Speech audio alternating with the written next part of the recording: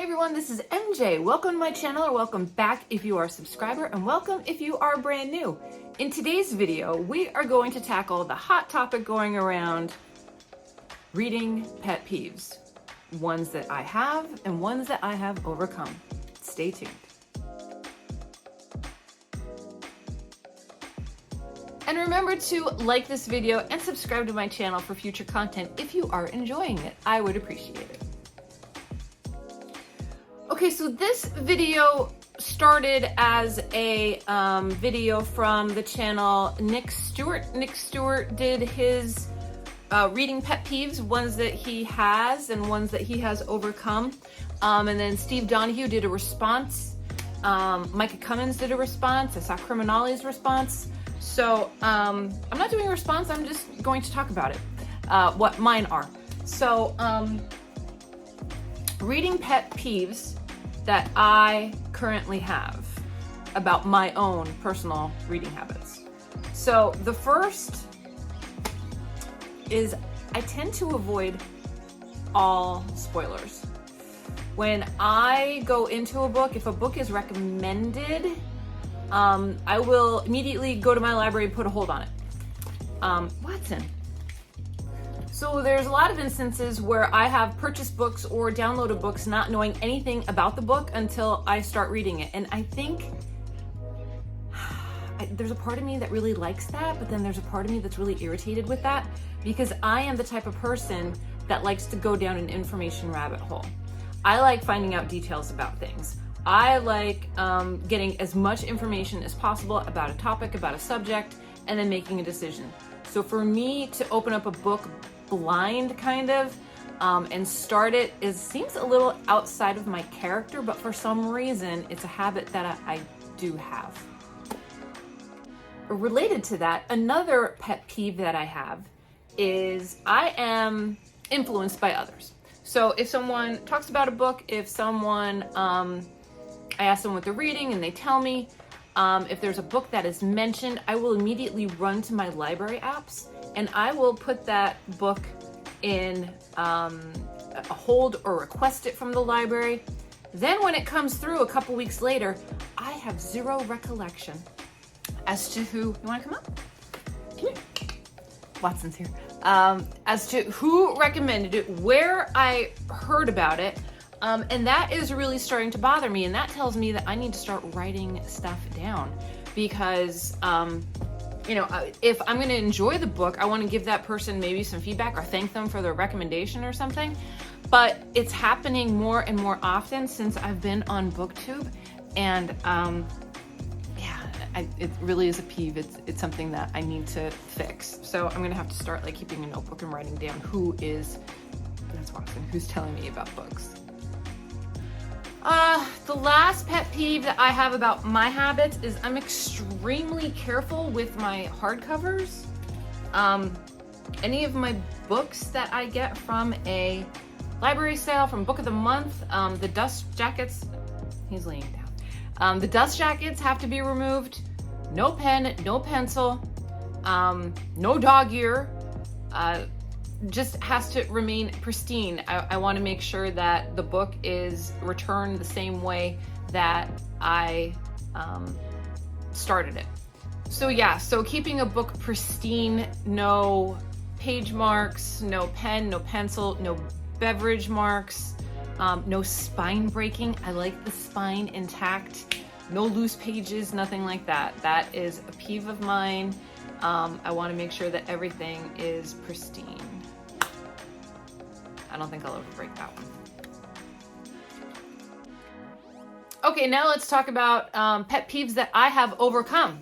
So the first one, I am able to DNF. I am able to DNF gladly and proudly. It is such a liberating feeling when you are reading a book and it is sucking the life out of you and time out of you, and you can just shut it and return it, shut it and give it back to the library. You know, return the book early. You don't have to finish it. I had the mindset of, I need to finish this book. I started it. I have to give this book full opportunity. I have to read every single page or else I really didn't read it. That's bullshit. If you think that you have to finish a book,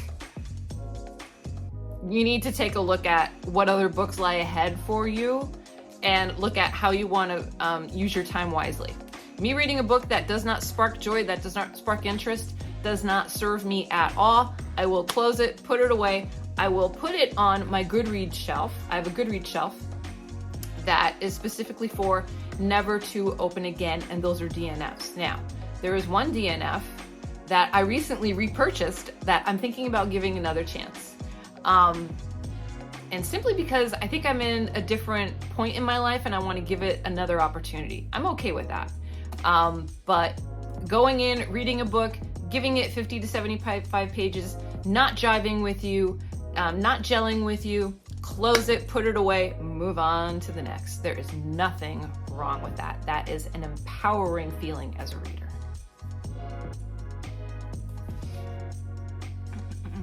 Next that I've overcome is that I don't have to read the same book in just one format. I often, when I read hardbacks, I'll also secure the audiobook. So when I'm not home and I'm traveling in my vehicle, I will listen to the audiobook. I'll pick up where I left off in the paper book. I don't have to stay in one single format. Time management wise, it is a brilliant, brilliant idea. If the book is massive and it is a chunk, I will also download it from the library. Right now, I'm reading The Invisible Life of Addie LaRue. I have the Book of the Month book. I also have the audiobook from the library, and I have the ebook from the library. So when I'm in the car, I listen. When I don't want to lug that book around with me, I take my Kobo, and when I'm home, I'll go to the paper book.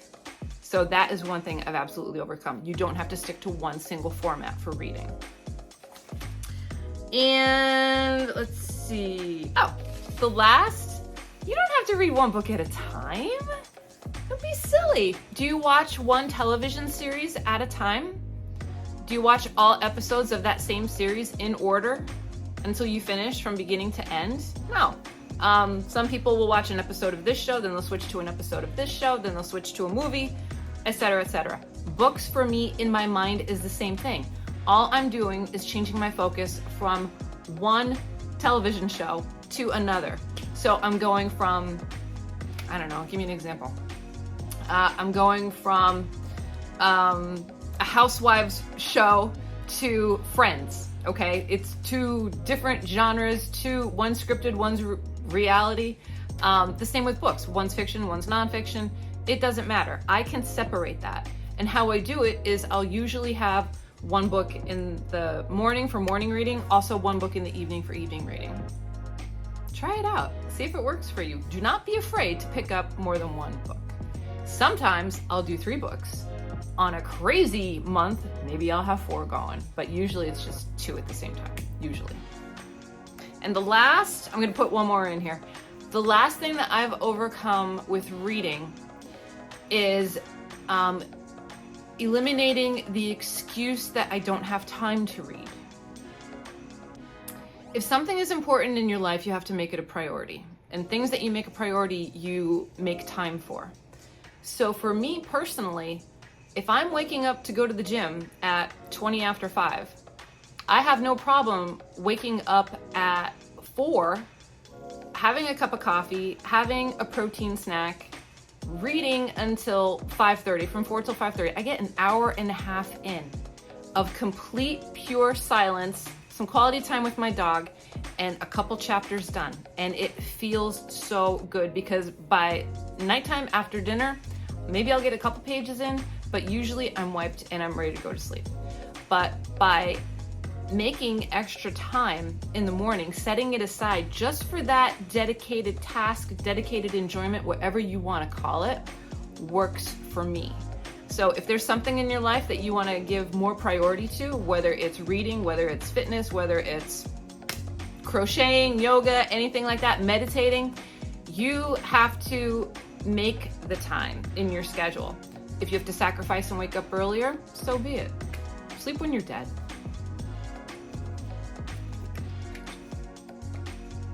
Okay, everyone, so I hope you enjoyed my reading pet pet peeves, those that are still current and those that I have corrected.